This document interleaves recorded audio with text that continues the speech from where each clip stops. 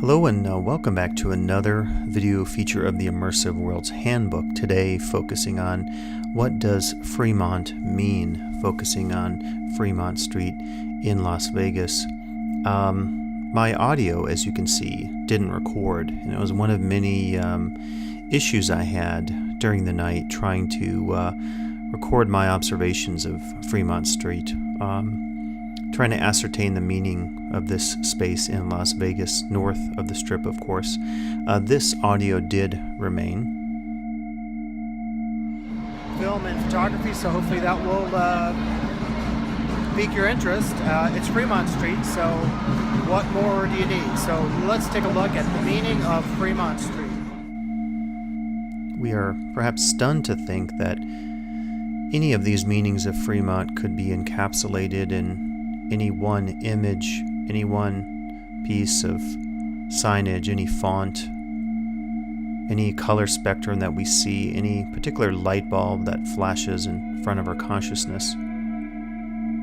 And somehow we think that one moment of such a flash, of such meaning, could represent Fremont. And at the same time we realize that the totality of what is Fremont also stands before us, thus confronting our understandings, our attempts at any moment in time to make sense of the crowds, or for that matter, this individual performer on the street who, like so many others, has a dream, has a desire to entertain and perhaps make a quick buck. And speaking of that, the world's largest Keno board prominently displayed on Fremont Street. Keno remains one of the most notorious gambling games in the world. Some of the worst odds ever. Likely no one has ever hit the top jackpot. Yet this doesn't deter the many people watching the dancer or looking at the bright signs, proudly pronouncing to the world the elegance, if not audacity, of what is Fremont. And everywhere you look, of course, you see the lights, you see the images, you see the brands, elevated here to a realm not just of spectacle, but really that sense of deification, the apotheosis of the brand, of the sign, of all of these forms presented here for the many who come to this famous part of Las Vegas. And if you look at any of these images which have been severely modified and distorted and remade, these images from Fremont Street, you might be at first inclined to critique them, to think that they are garish, that they're over the top, that they're way too focused on the idea of the commodity as some kind of fetish. But in fact, I would say if you looked at them in a visual sense, you could say they are in some ways representative of the heights of beauty, the heights of civilization, this sense of taking something and elevating it to this level. I mean, it really does speak highly of the idea of consumer society being intertwined in some ways with senses of spectacle or something of an existential nature. And I look at images like these here of people playing performances, in this case on a drum set, for others in the crowd, and I think about that moment in which the performance is given to the guests, and perhaps one or more of these guests will give the drummer 50 cents or $1, and it suggests some kind of strange reciprocity for this quasi-religious, spiritual, existential spectacle that we observe here in the many places of Fremont Street.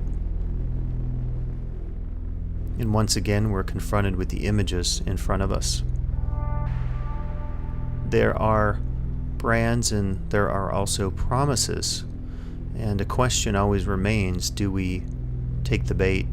Do we go inside the casino to get the $2 Corona, to encounter the loose slots? All of it speaking at us simultaneously. We have to determine its meaning. We have to filter out everything in front of us. And perhaps one moment we find a bit of solitude at one corner of Fremont Street, as if to say we need a break from what appears before us. Yet, is any of this ever really enough?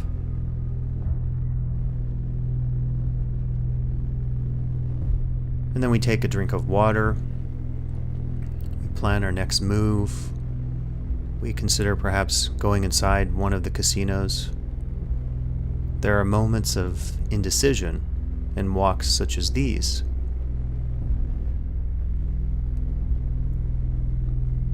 And as if we're reading existentialist philosophy or poetry,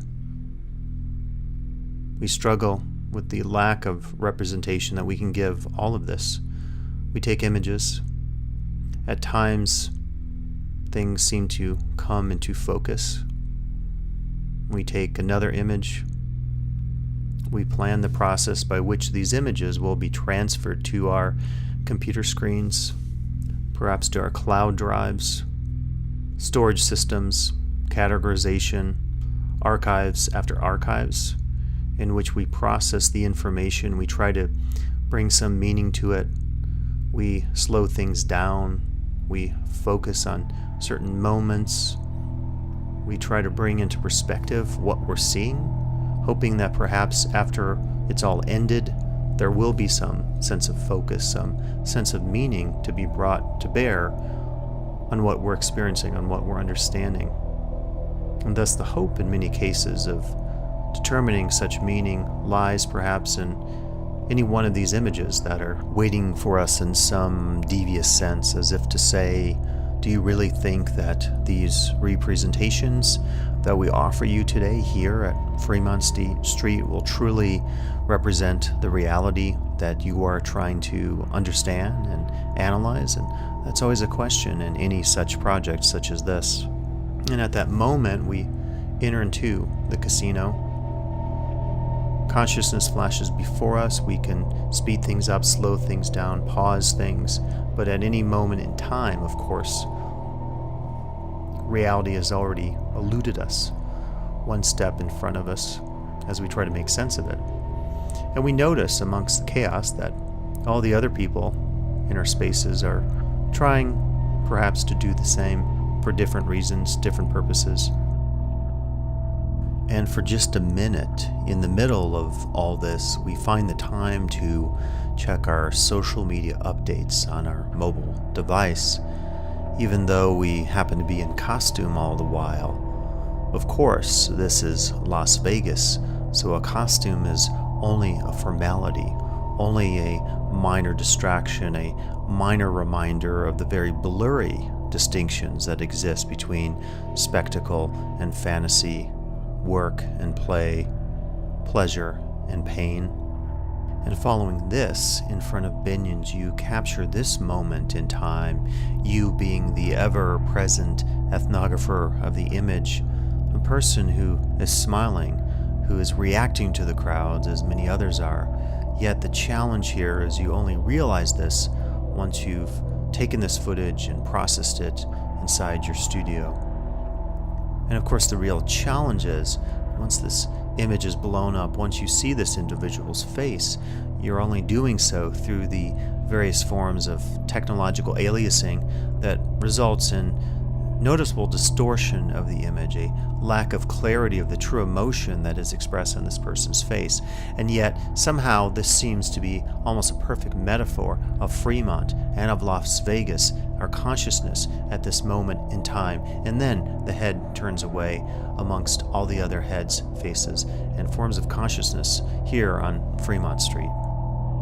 You could, of course, take this image and in post-production adjust the contrast, the shadows, the global midtones and highlights, but no matter what you seem to do, the distortion seems to actually increase, as if suggesting to you the futility of doing this act of ethnographic visual work here on the Strip. In fact, every attempt to adjust the image, just like every attempt to ascertain it, to understand it, to interpret it, seems to result in more and more distortion.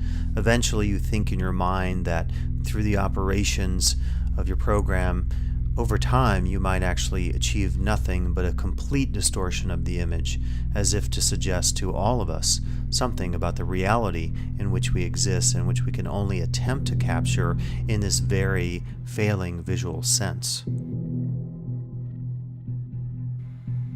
And as if with the panning of a camera, we pause for a moment, perhaps behind a post, a light pole, thinking about the next bit of reality that we might experience as we walk into the next frame of what is Fremont Street. There's that sense of mystery, not knowing exactly what is to come before us, in front of us. And perhaps at some moment,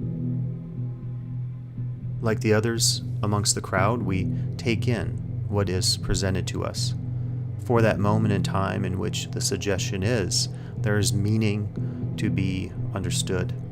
And perhaps the meaning is abstract. Perhaps it's postmodernist in nature. Perhaps it's a brightly lit meaning. And perhaps at that moment with the rest of the crowd, we can try to better understand what we're seeing before our eyes. Perhaps we can place it as if a scientist places the images, the realities, under some sort of microscope or some sort of lens, and perhaps through the hope of that lens or microscope, we might at the end of all this have a better sense of what exactly we're experiencing, about how it changed our destiny and the destinies of all those in the crowd. Of course, we realize that at the end of this, all devices have their sense of instrument error, and so our own quasi-ethnographic existential consciousness and its attempt to filter the reality before our eyes may, like the rest of the instruments, fail. Sometime while working on this project, I had the sensibility that I should go back and cull through my many images, the 40-some thousand images I have on my Flickr site.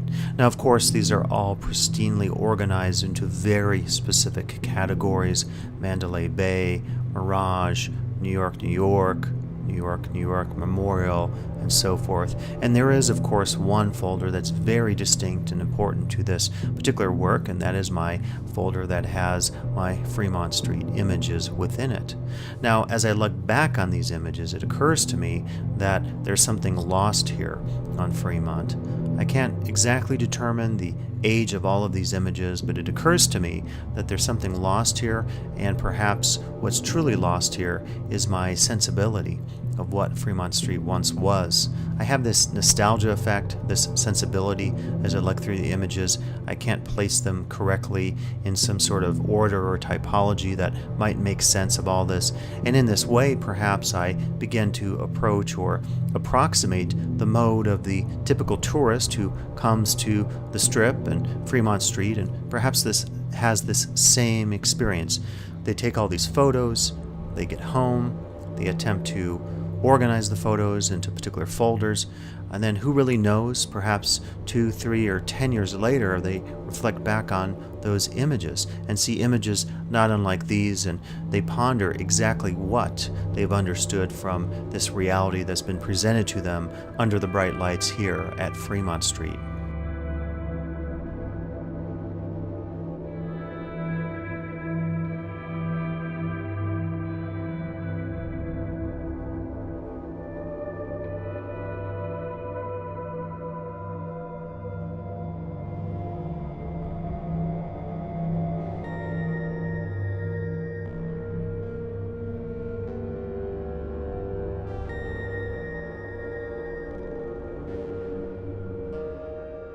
In terms of these lights that hover above us, how do we determine their true expressions? How do we fit into the puzzle of it all? On the one hand, we may accept it as it is, a reflection of brands or symbols, cultural movements or expressions. And on the other hand, due to its fact of having been built up over time, are we not forced to read it as something more? The movement through time of history, technology, culture, politics, economics, and the like, to this particular sensorial order of the firing of the synapses and all that constitutes our experiences and understandings of the world around us.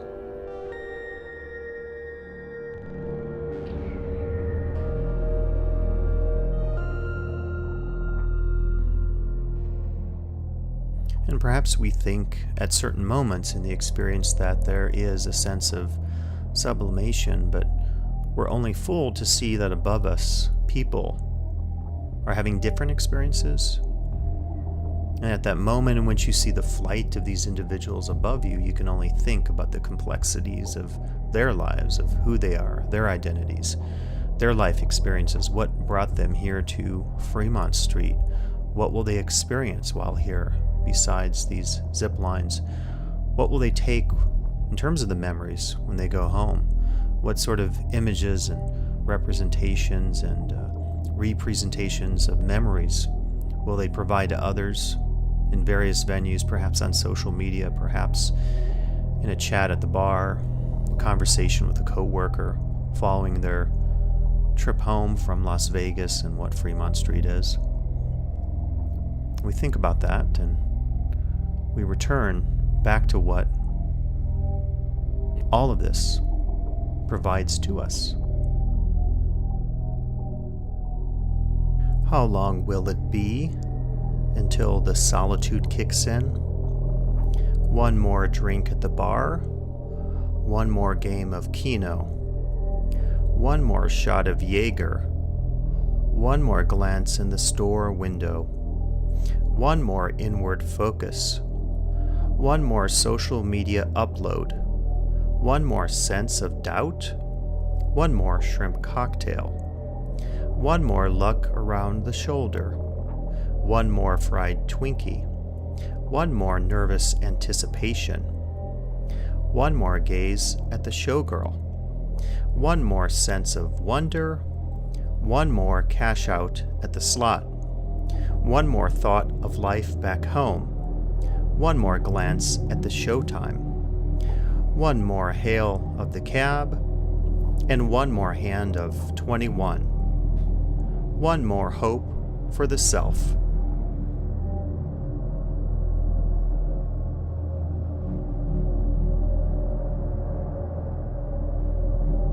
But aside from that, maybe I should explain what you're seeing right here, these images which have been heavily filtered. But before I get to even that, I should say what happened before. So the idea was I would find some of this footage and metaphorically, through the use of filters and the transformations and the remaking of it, the slowing of it down, the speeding of it up, the reversing of it, you get the point. Run this all through Final Cut Pro. I would come up, in this case, with some sort of grand metaphor that could be used to explain the social, explain this ethnographic project. Unfortunately, I found that footage to be inferior. It doesn't really look good. It shouldn't be ever, I think, presented to the world. So then I tried with this particular footage. What I actually did was I was right in front of the Fremont East District, and I used the iPhone in this case. As you know, I use multiple cameras when I film these video features. So I said I'll put it in slow-mo mode, and in this particular case, you see what happens. So we get the flickering of the light. You get all these crazy distortions that happen when you adjust frame rates, when you use all the various modes of the camera, and of course when you post-process it, when you get back to your studio and you try to make sense of all this. But of course, ethnographers don't think in this sense. Ethnographers often don't think in the sense of the image. So those two clips didn't work. I think this one maybe works, but in the end, ultimately, it's up to you. If these clips don't work, you have to tell me that. Or perhaps don't tell me that. Perhaps my ego won't be able to take it. It could be easily bruised, right? Because in the ethnographic project and in the visual ethnographic project, we have this sensibility, right, that what we're doing is meaningful. You'll look at these images and you'll say, indeed, this represents what Fremont is, or it represents his vision of what Fremont is, and perhaps I accept that vision. How often do we have the sense that while walking down Fremont Street, we cannot simply come to bear the effects of the crowds upon us? Early impresarios of the amusement industry, of course, assumed that the crowd was not simply a neutral force in the life of the individual among it, but was in fact a positive entity. This is perhaps a view of the crowd that should be challenged, especially after we spend 10 or more minutes in Las Vegas, somewhere along the Strip, or in the mini environs of Fremont Street. Theorists of the crowd remind us that we have, indeed, much to lose in the cases in which we choose to mingle with the many others. those whose faces, identities, and forms of consciousness are clearly alien and unknown to us all the while of our commingling. Social scientists often speak of the aggregate as a means of expressing the commonality of our anonymity among the many others in the crowd. Various forms of waiting in the grocery store, the DMV line, among other spaces, remind us that so many of our everyday experiences are tempered by the power, if not seeming mundaneness, of the mass. How do we put the Fremont crowd into context? It would be so easy to write off the crowd, as so many social critics have, as a mere formality of consumerism in general and Las Vegas in a more specific sense.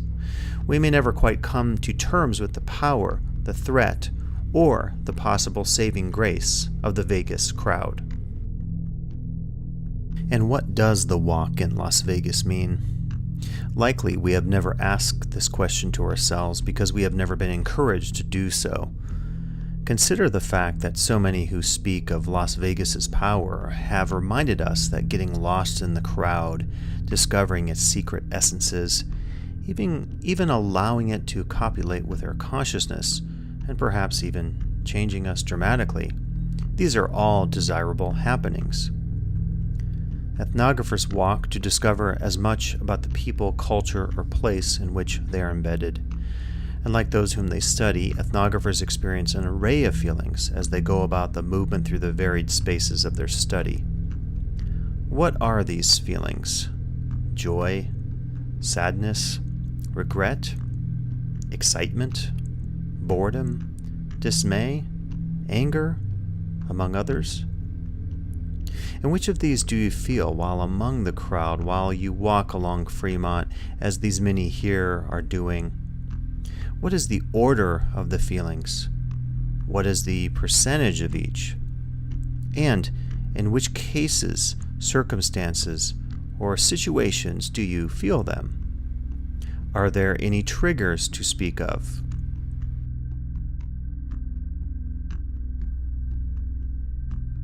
Could it be 1 in 3, 5, 3, 5, 3, 1, 6, 1, 4, 2, 2, 1, 2, 1, 8, 0, 0, 0, 0? Are these the chances that you will hit 20 numbers of an 80-number Keno game, or the chances that you will authentically connect to another person in the universe here on Fremont Street? In other casino games, the house edge in blackjack is as low as 0.20%. In Keno, the edge can be as high as 66%. The game of Keno reminds us quite obviously of the inherent disconnection that we share with others in the world. Each ball is numbered and each could represent us. We spin around inside a glass or plastic ball called a bubble, waiting for something to take place. One ball hits another, each desirous of penetrating and entering the structure of the next, but this never quite occurs. A Keno ball can only touch the outside of the next Keno ball, and the overall outcome of the game is achieved only when the ball comes outside of the enclosure to reveal its individuality, its number, to the world. Some of the possible permutations of Keno: 9, 11, 16, 3, 18, 4, 27, 12, 28, 13, 29, 15, 31, 17, 37, 19, 41, 24, 50, 31, 50, 23, 50, 26, 60, 40, 35, 49, 40, 60, 41, 70, 46, 70, 49, 52, 53, 70, 55, 80, 63, 70, 76, 77.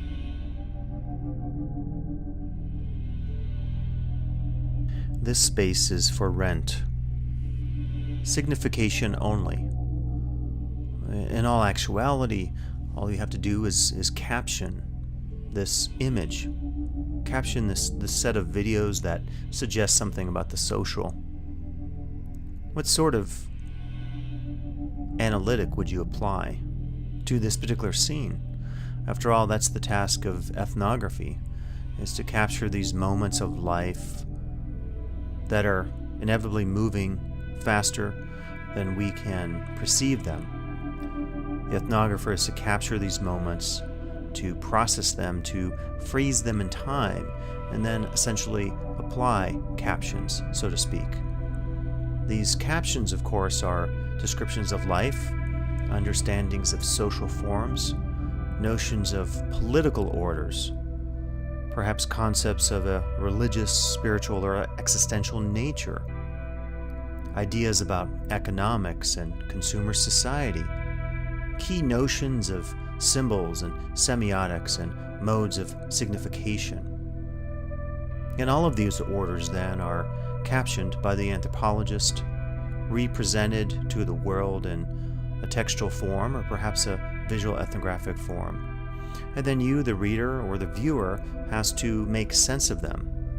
You have to agree or disagree with my conclusions, to essentially debate whether or not my captions have been correct in this particular instance. So you have the option essentially right now to do this very thing. Disagree with me and perhaps provide your own captions. The blank space on the left of the screen, think of it as your opportunity to offer your description of this scene, your ethnographic analysis. It's your opportunity to inscribe something about what you're seeing here on the screen at Fremont. So I think the scene was this. I was walking down Fremont Street. I was trying to capture as much video as possible. I certainly had my notebook at hand. I had 2 or 3 cameras. I'm trying to just collect as much video as I possibly can. I did have a few goals that night. I was specifically trying to go to the new AMC Fear the Walking Dead survival experience.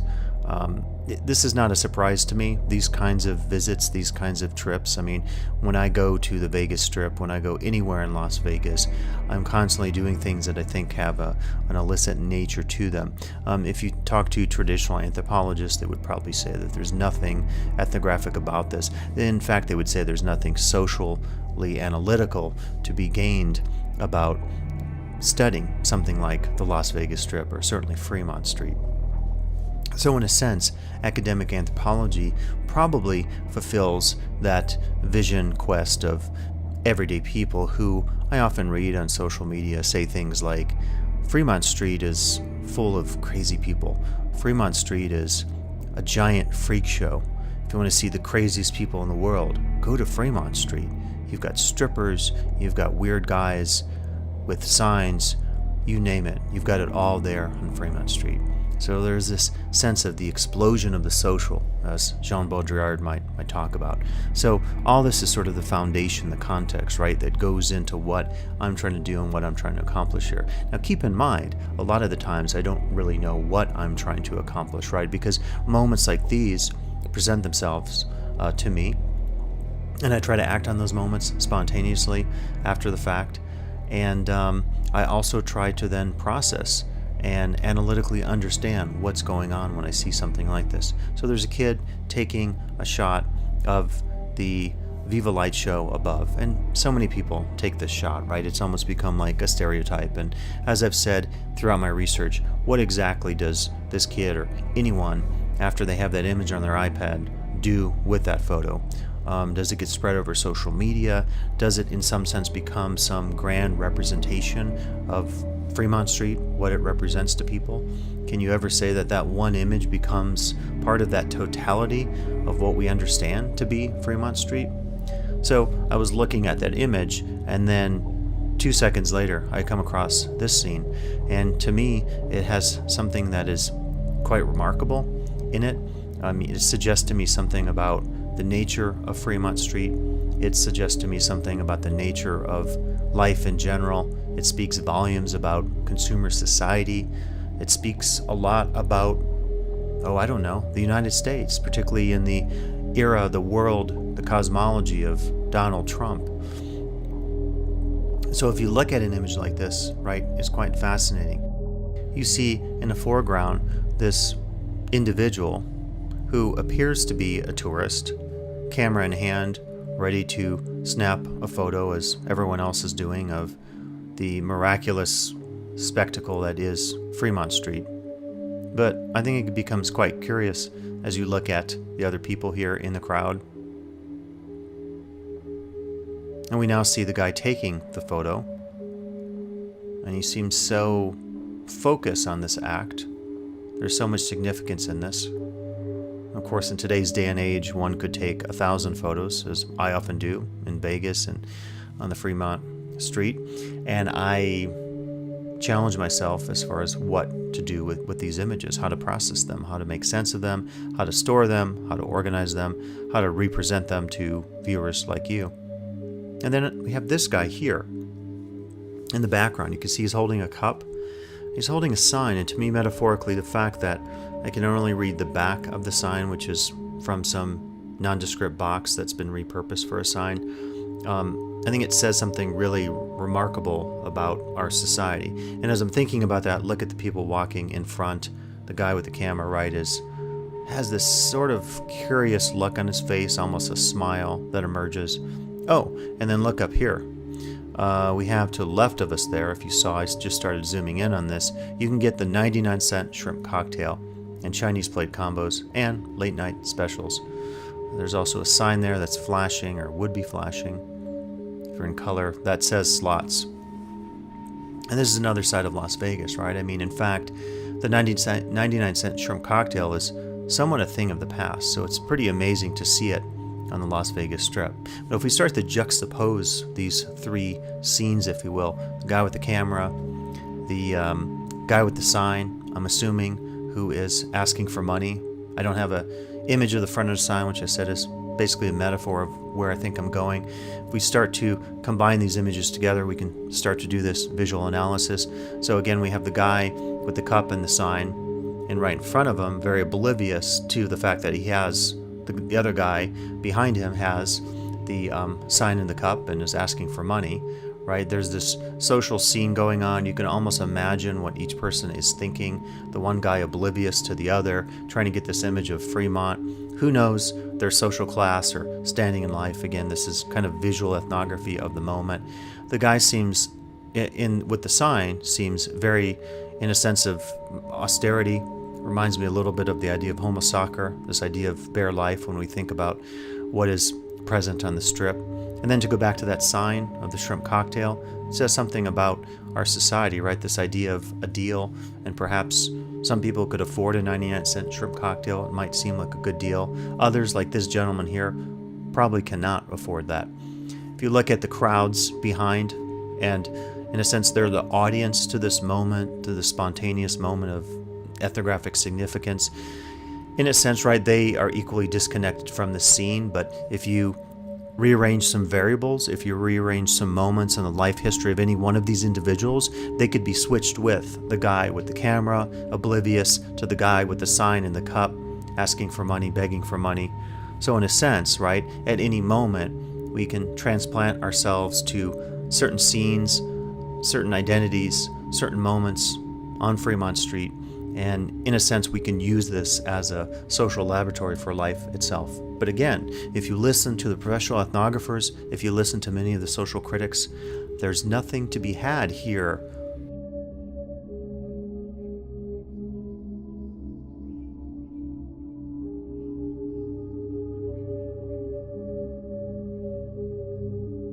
Whether we heed those warnings or not, we're probably very likely, if we step foot on Fremont Street and walk through the many ambiances and have a look at some of these sites, we're probably very likely to gawk as the others do. Maybe we're not like this fellow here who participates in the spectacle, who pays these women the $5 or $10 or more to have a picture, and who knows for whom this picture will be uploaded or shared with.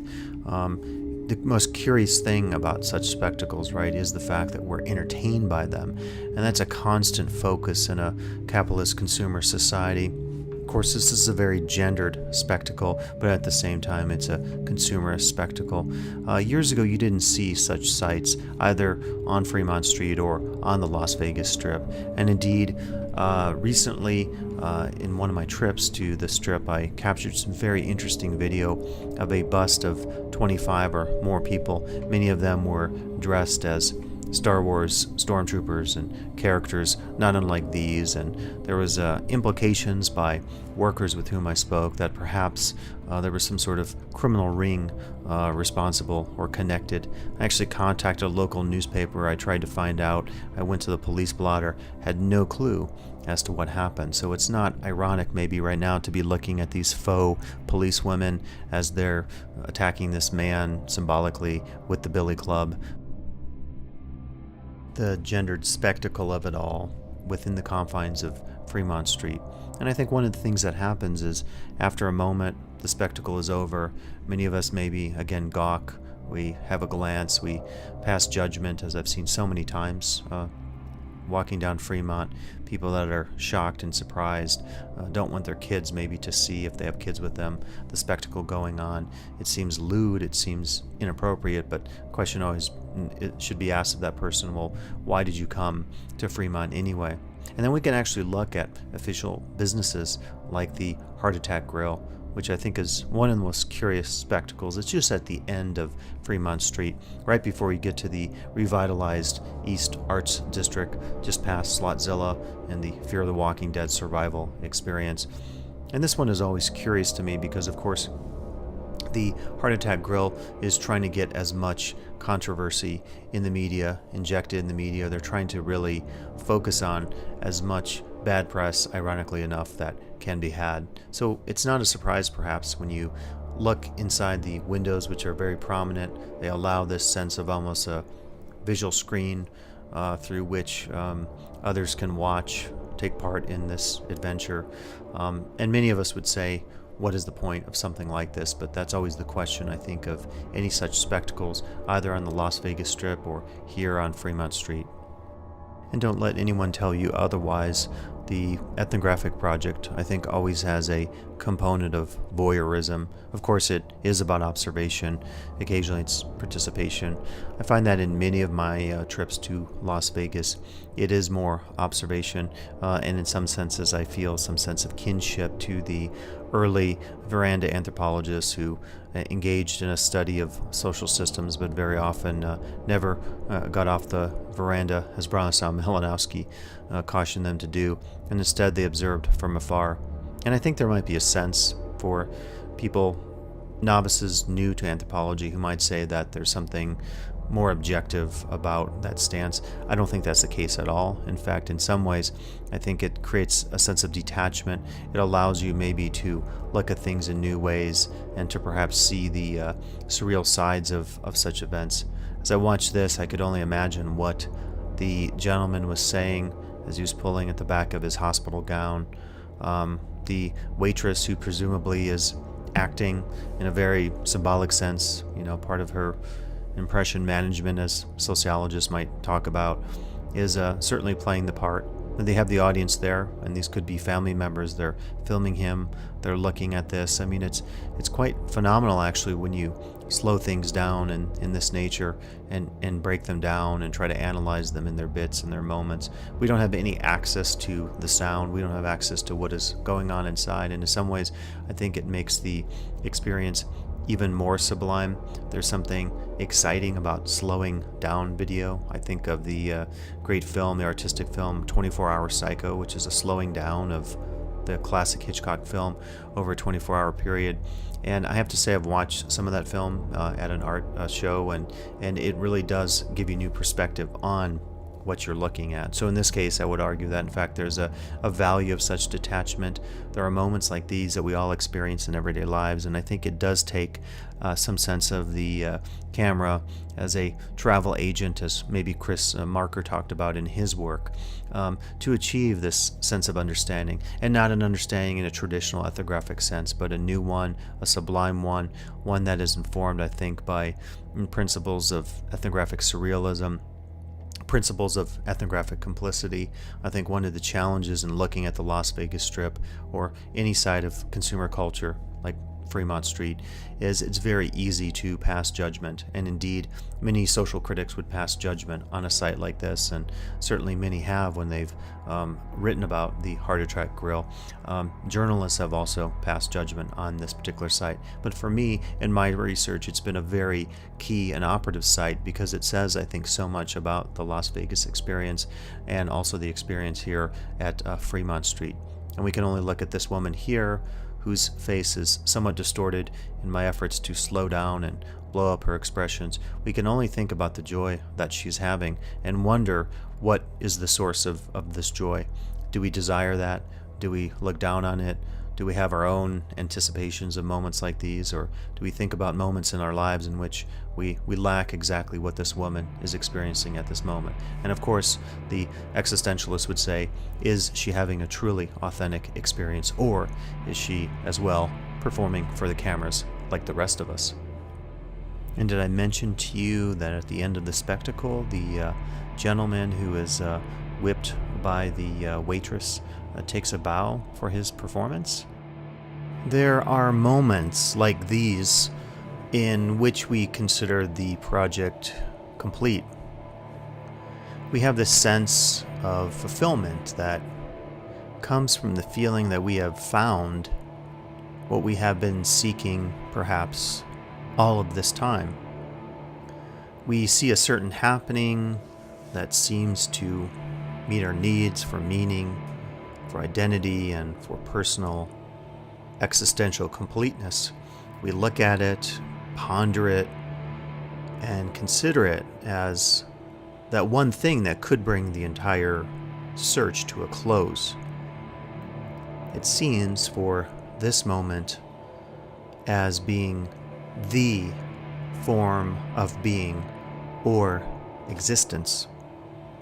Yet, a few minutes later, we find ourselves somewhat distracted as this self-ethnographic moment of existentialism fades into doubt, and the sense that another moment is waiting for us just down the street, albeit with different lights or signage, symbols, and sensory orders, is to be found and had. So here's the funny thing about all this Vegas footage from Fremont. If you continue to go through it, if you obsess upon it enough, you will find some rather interesting and miraculous things. This is one of those, and certainly when you walk down Fremont Street on a busy night, you see people of all from all walks of life, and you see people like that guy in the background. We saw him earlier. He is the light guy. I don't know if he's really, that's what he calls himself, but he's one of the many performers you see. We've encountered some of them tonight. I think performance is what gives Fremont part of its charm. But just next to the world's largest Kino board, you see this guy here. And this guy really captured my curiosity. He's the guy with the fuck you sign.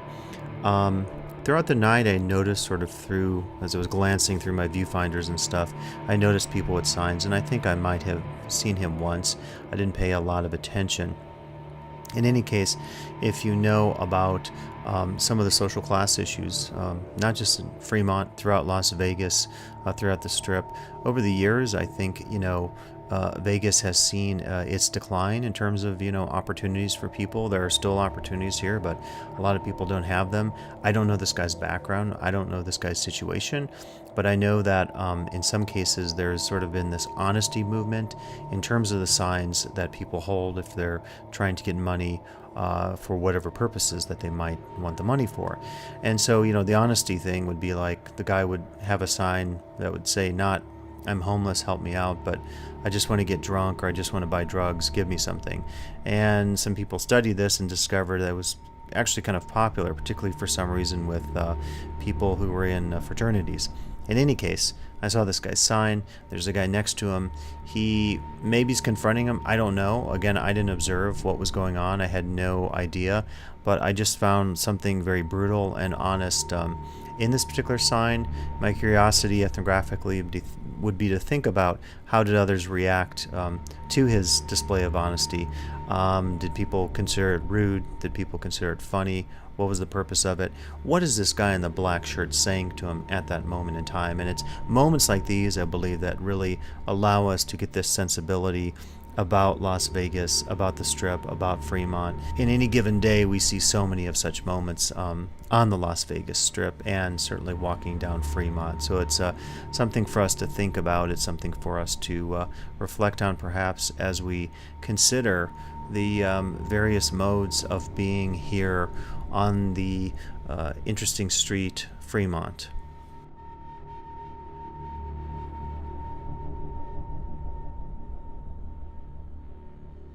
But where the danger is, also grows the saving power. So said the existentialist poet Friedrich Hölderlin in his epic Patmos.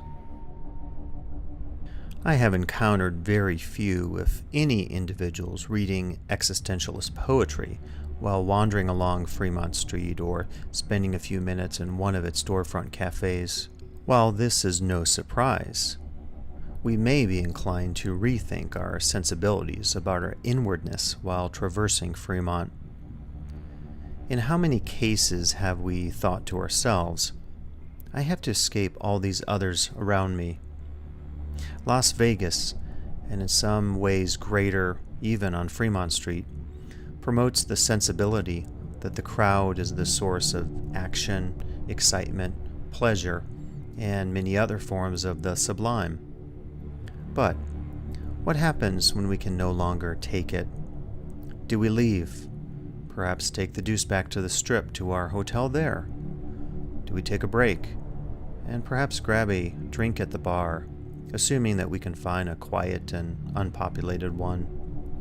Do we find a quiet, safe, and disconnected corner of the street at which we can spend a few minutes of checking voicemail, social media posts, and emails? Is it any surprise to us that the Latin meaning of solitude relates to contexts of the desert and the wilderness?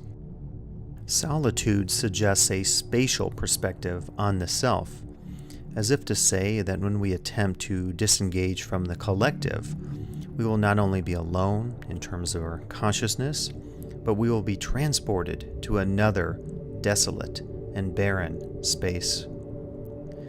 Perhaps it is in this space in which we can imagine Hölderlin's two-edged sword of danger.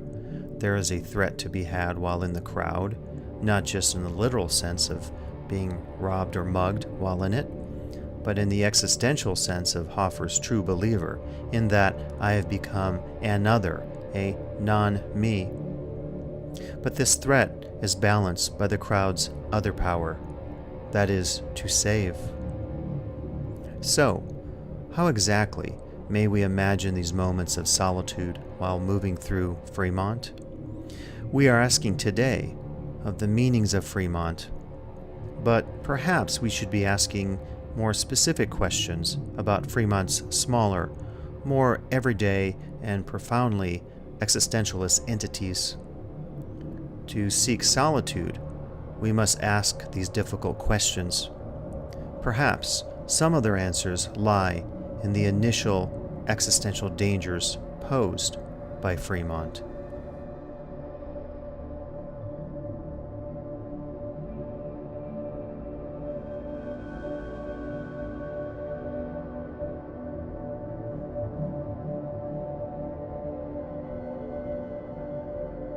What does it mean to be not there?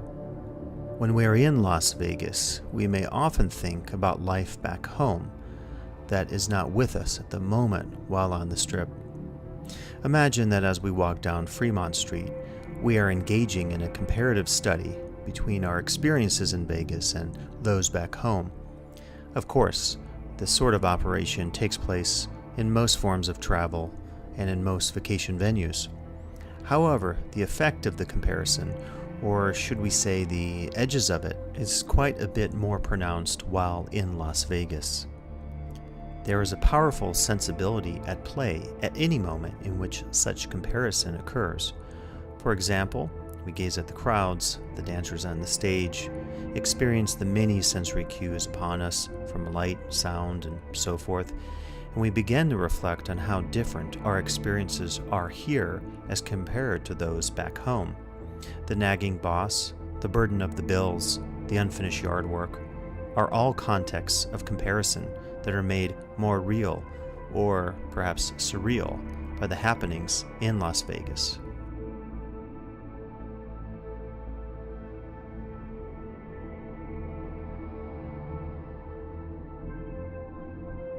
So just the other day, I was thinking about an old story of Fremont nostalgia that was so interesting to me at the time, is even more interesting today. The story basically was this. I was in the Las Vegas airport, and I found an old newspaper, and the newspaper talked about the fact that one of the casinos, I forget the name of it, it was near Mermaids, beyond, more towards the D, past this section where we're at now.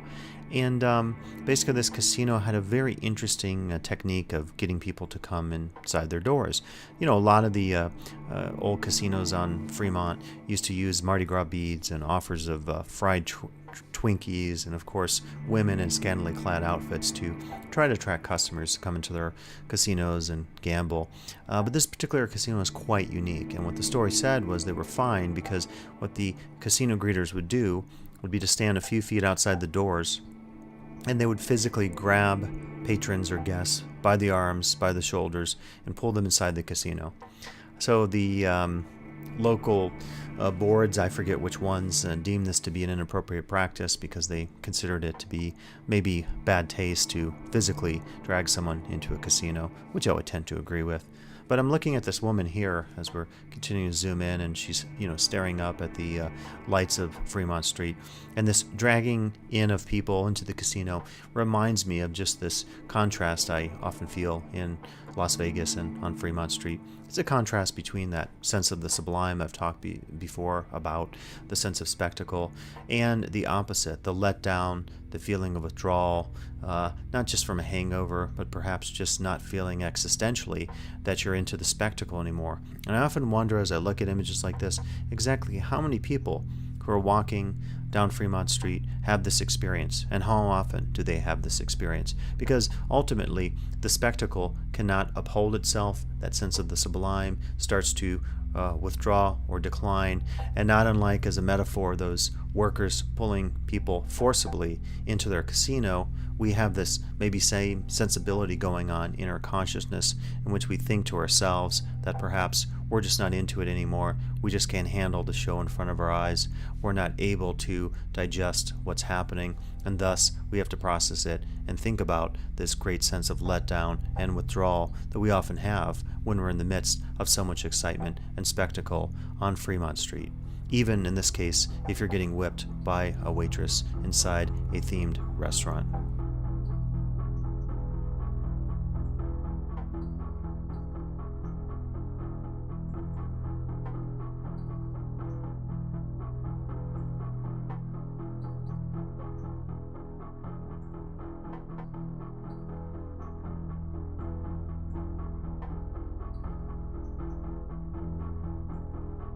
Sometime during the course of this research, I discovered a notable problem.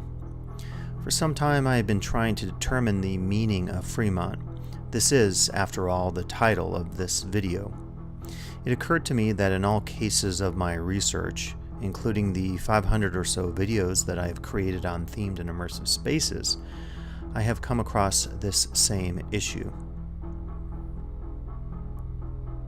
That is, the state of trying to determine the research's sole, foundational, typical representation through which to convey the meaning or essence of the thing, people, events, or place under consideration. And herein lies the problem. We seek to find meaning where perhaps there is no meaning, or we search for one meaning when there is another, or we assert one such meaning when others wish to come to the surface, yet they cannot, as we are holding them back, silencing them in some sense. Postmodernism has gone out of style to some extent, But we shouldn't forget that one of the significant lessons of this movement was to remind us of the fragile nature of the game in terms of this play with meaning that we all engage in, even if we aren't conducting research and even if we aren't hanging out on Fremont Street. In the course of this research, I have struggled with the core of it. Perhaps you have noted this, or perhaps you stopped watching the video 20 minutes ago. Whatever the case may be, we might use this opportunity to challenge our urges to close the case on meaning, as it were, and, instead, focus on how to evoke meaning, or meanings for that matter, in such a way that we leave things open, in as great of a state of flux as possible. With these ideas in mind, I cannot help but avoid some sort of pat closure to this work, some sort of summary of what have we learned from Fremont that will seek to seal off the gaps, flatten the edges, or gloss over the bumps. I will avoid such closure and instead offer this moment of evocation, a clip of which I had no idea I was recording. A mistake made as I fixed my other camera that was intended to take the main footage, my GoPro. As I reviewed this video long after I returned from Fremont, I realized that it represented, to me at least, the greatest of the moments that I experienced on that night in August of 2017. I have edited, zoomed, altered, and cut the footage in such a sense that it speaks to me in the way that only Fremont Street can speak. And Fremont goes on, as we all do.